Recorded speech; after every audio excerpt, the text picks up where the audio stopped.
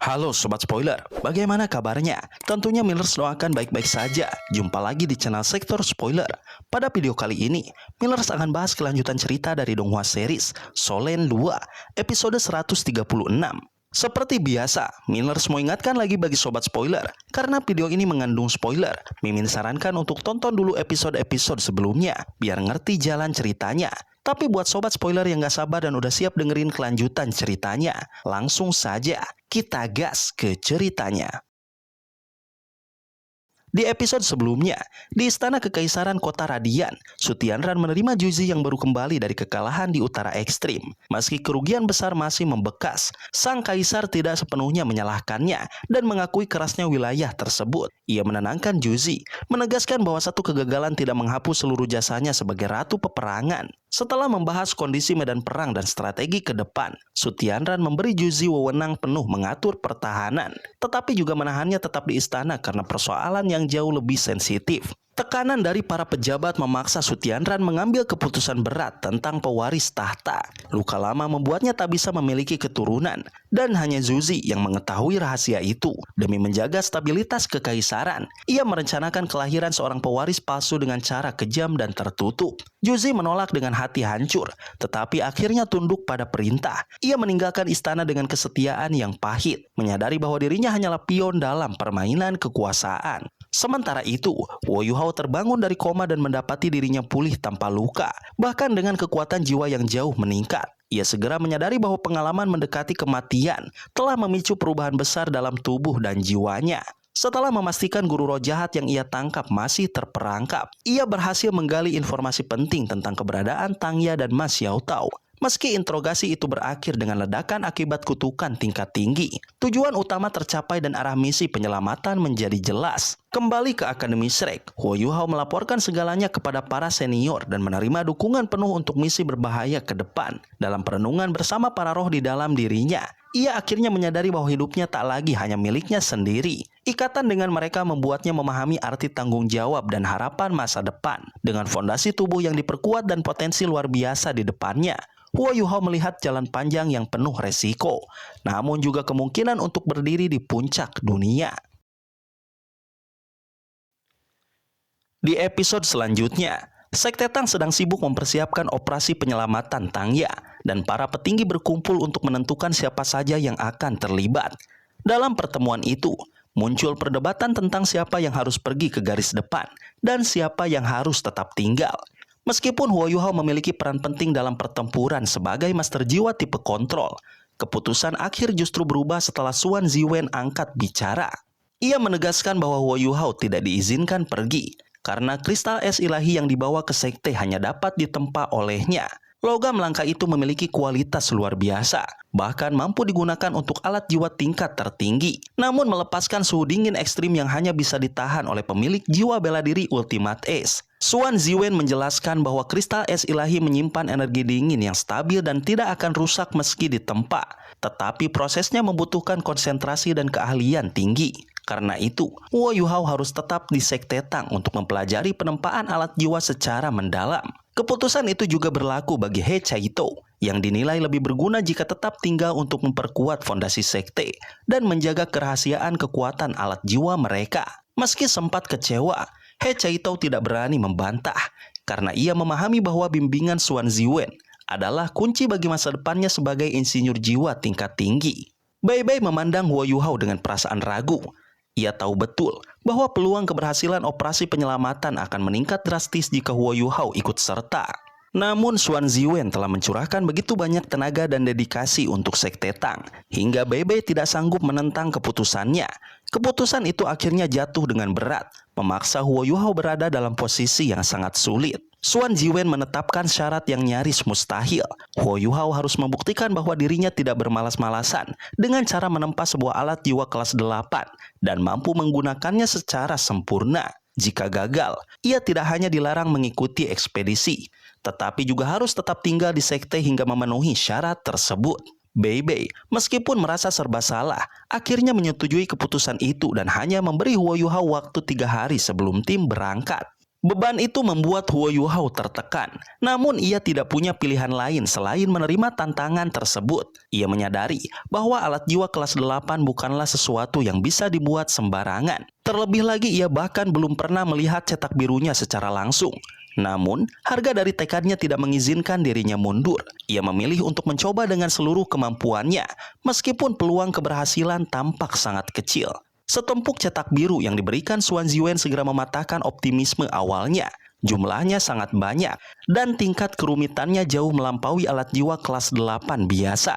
Jelas sekali bahwa Xuan Ziwen sengaja memilih desain yang paling sulit. Meski merasa dikerjai, Huo Yuhao tidak menyimpan amarah. Ia memahami bahwa semua ini dilakukan demi kebaikannya, agar ia mau berhenti berkelana dan kembali memusatkan perhatian pada dasar kultivasi dan keterampilannya. Dengan bantuan Hechaito, Huo Yuhao memasuki ruang sunyi di aula alat jiwa. Ruangan itu dipenuhi peralatan canggih dan berbagai logam langka, jauh melampaui apa yang pernah ia gunakan sebelumnya. Setelah mengumpulkan semua bahan yang diperlukan, ia mulai mempelajari cetak biru dengan serius. Di sanalah, ia menyadari bahwa alat jiwa yang harus ia buat adalah meriam dekomposisi kelas 8. Salah satu alat jiwa ofensif paling rumit dan sulit ditempa. Kerumitan desainnya berada di luar perkiraan. Susunan formasi yang digunakan bukan hanya 3 dimensi, tetapi juga menyentuh konsep spasial yang lebih tinggi. Setiap bagian saling terkait dengan presisi ekstrim, dan sedikit kesalahan saja akan membuat seluruh proses gagal. Huo Yuhao sempat merasa putus asa, namun sifat keras kepalanya justru membuatnya semakin fokus. Ia memilih untuk tidak terburu-buru menempa, melainkan mencurahkan seluruh perhatiannya untuk memahami setiap prinsip dan detail dalam cetak biru tersebut. Hechaito sempat mendampingi dan mencoba mempelajari cetak biru itu juga, tetapi ia segera menyadari batas kemampuannya. Kekuatan spiritualnya belum cukup untuk mengikuti kompleksitas desain tersebut. Dari samping, ia hanya bisa merasa kagum melihat Huo Yuhao yang tampak tenggelam sepenuhnya dalam pemahaman cetak biru, seolah-olah tidak terintimidasi oleh kesulitan yang ada. Waktu berlalu tanpa terasa, Hechaito akhirnya pergi dengan tenang dan meminta semua orang untuk tidak mengganggu Huo Yuhao. Sehari penuh berlalu, dan Huo Yuhao tetap berada di ruang sunyi, hampir tidak bergerak, seakan menyatu dengan cetak biru di hadapannya. Kunjungan singkat dari Xuan Ziwen hanya mempertegas betapa seriusnya tantangan ini. Bagi Xuan Ziwen, ujian ini memang sengaja dibuat untuk menekan dan mematahkan Huo Yuhao, sekaligus menguji sejauh mana potensi sejatinya sebagai insinyur jiwa.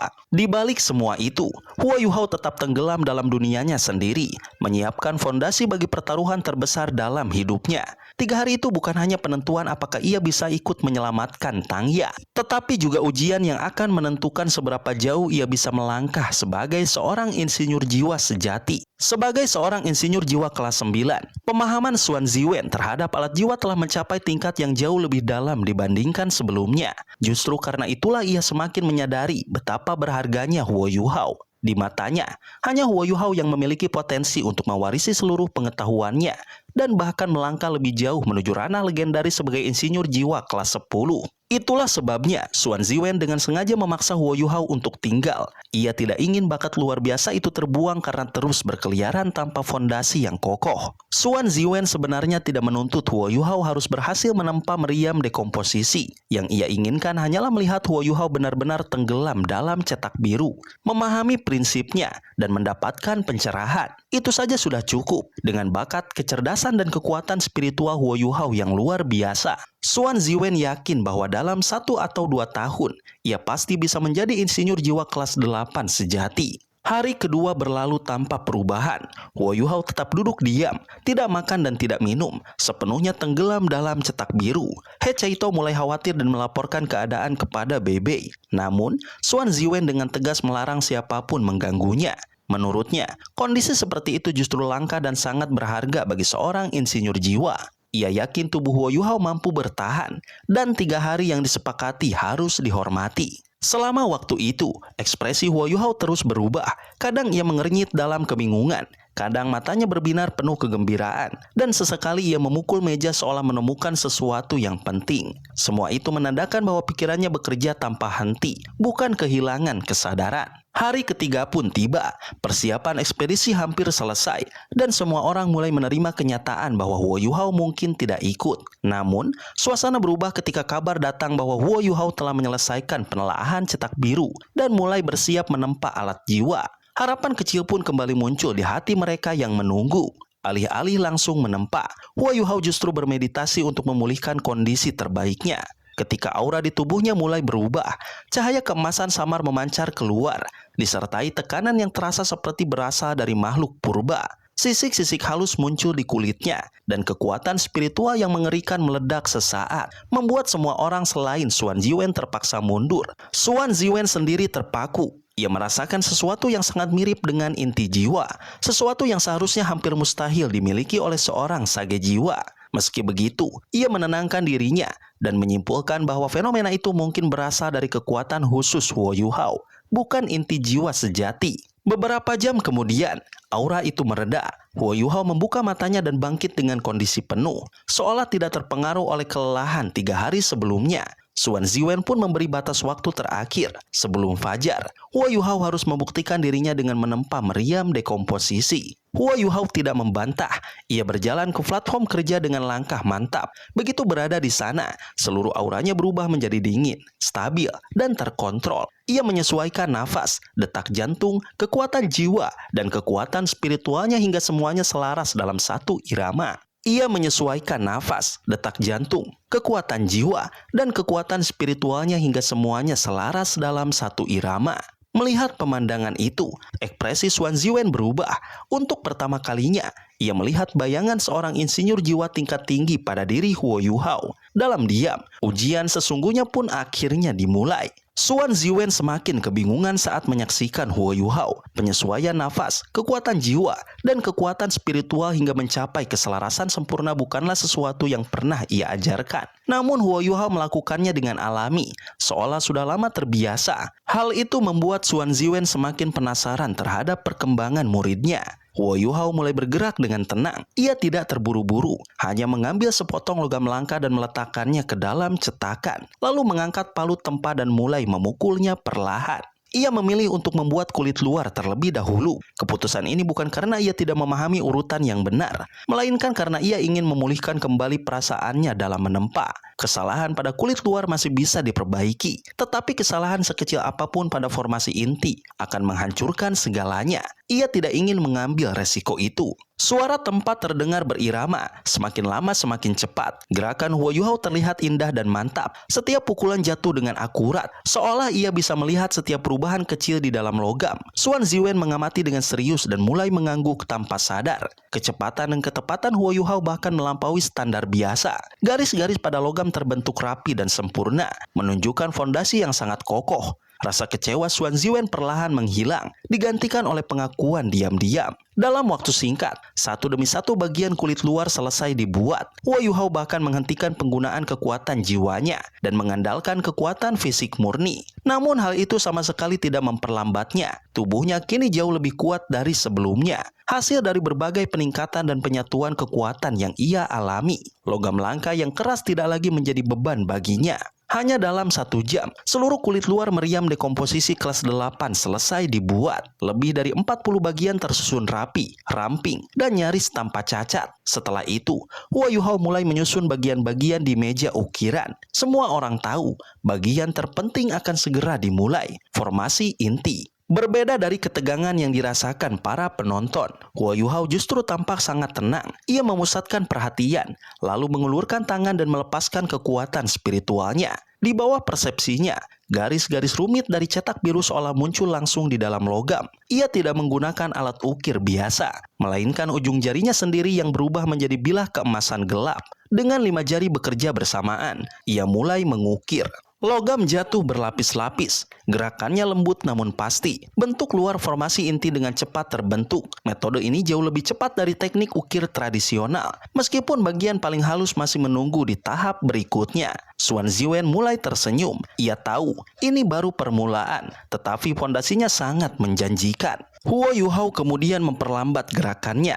Ia fokus sepenuhnya, mengukir detail demi detail dengan hati-hati. Formasi inti pertama akhirnya selesai dan diletakkan di sudut meja. Ia segera melanjutkan ke formasi kedua. Xuan Ziwen diam-diam memeriksa hasil pertama dan mengangguk pelan. Penilaiannya jelas. Huo Yuhao sama sekali tidak malas. Fondasinya bahkan lebih matang dari yang ia duga. Kecepatan Huo Yuhao terus meningkat. Formasi kedua selesai lebih cepat dari yang pertama. 8 formasi pertama yang tergabung dalam satu kelompok akhirnya rampung hanya dalam 2 jam. Xuan Ziwen terdiam. Ia ingat betul, dulu ia membutuhkan 3 hari hanya untuk menyelesaikan kelompok pertama yang sama. Perbedaan ini terlalu mencolok. Namun Huo Yuhao tidak berhenti. Ia melanjutkan ke kelompok kedua dengan kehati-hatian yang sama. Baginya, satu kesalahan kecil saja bisa membuat seluruh alat jiwa gagal berfungsi. Waktu terus berlalu dan gerakannya semakin mengalir. Meski sempat merasa heran karena dirinya justru semakin mahir setelah lama tidak menempa, ia segera menyingkirkan pikiran itu dan kembali fokus. Kelompok kedua akhirnya selesai. Huo Yuhao menarik nafas panjang dan meregangkan tubuh sejenak, lalu kembali bekerja tanpa ragu. Sebagian besar orang telah tertidur. Hanya beberapa yang masih bertahan menyaksikan proses itu dalam diam. Tidak ada yang berani mengganggu. Kelompok ketiga menjadi tantangan terbesar. Salah satu formasi inti di dalamnya sangat kecil, namun paling kompleks. Polanya jauh lebih padat dan rumit. Huo Yuhao menyelesaikan 7 formasi terlebih dahulu, lalu memusatkan seluruh perhatiannya pada yang terakhir. Cahaya keemasan di matanya semakin terang, dan setiap gerakannya dipenuhi kehati-hatian. Xuan Ziwen menyaksikan dari samping dengan perasaan campur aduk. Kekaguman, keterkejutan, dan harapan bercampur menjadi satu. Pada saat itu, ia benar-benar kehabisan kata-kata untuk menggambarkan murid di hadapannya. He Caito sempat terdiam dan merasa terpuruk. Awalnya, ia mengira Huo Yuhao telah menyia-nyiakan lebih dari setahun waktu belajarnya sebagai insinyur jiwa, dan bahwa dirinya akan mampu mengejar ketertinggalan itu. Namun kenyataannya justru sebaliknya. Jarak di antara mereka tidak hanya menyempit, tetapi malah semakin melebar. Ia menyadari bahwa perbedaan bakat memang tidak bisa ditutup hanya dengan kerja keras semata. Meski begitu, keterpurukan itu tidak berlangsung lama. He Caito adalah sosok yang ulet. Ia percaya bahwa kegigihan, kesempatan, dan kecerdasan tetap memiliki peran penting dalam perjalanan panjang seorang insinyur jiwa. Di saat yang sama, Huo Yuhao tiba-tiba berhenti di tengah proses pengukiran formasi inti. Perubahan ini membuat Xuan Ziwen terkejut. Meskipun ia ingin Huo Yuhao tetap tinggal untuk belajar lebih dalam, di lubuk hatinya ia juga berharap Huo Yuhao berhasil. Keberhasilan menciptakan alat jiwa tingkat lanjut adalah dorongan kepercayaan diri yang sangat besar, dan kegagalan di titik kritis bisa menjadi pukulan berat. Menghentikan pengukiran di tengah jalan biasanya berarti bencana. Namun, sesuatu yang tak terduga terjadi. Mata takdir Huo Yuhao perlahan terbuka. Cahaya keemasan kemerahan menyebar dari dahinya, dan gelombang kekuatan spiritual yang luar biasa langsung memenuhi ruangan. Semua orang di sana merasakan laut spiritual mereka bergejolak hebat, seolah ditekan oleh kekuatan yang jauh melampaui batas normal seorang sage jiwa. Xuan Ziwen langsung menyadari sesuatu yang mengejutkan. Di dalam mata takdir itu, ia melihat pusaran spiritual yang dalam dan stabil. Tidak ada lagi keraguan baginya. Huo Yuhao telah membentuk inti jiwa spiritual, sesuatu yang hampir mustahil bagi seseorang dengan 7 cincin jiwa. Reaksi setiap orang berbeda. Ji Juechen dan Bebe segera menutup mata dan melindungi laut spiritual mereka dengan tekad dan kekuatan jiwa. Xuan Ziwen sebagai titel Dou Luo mampu bertahan meski hatinya diguncang hebat. He Caito adalah yang paling terpengaruh.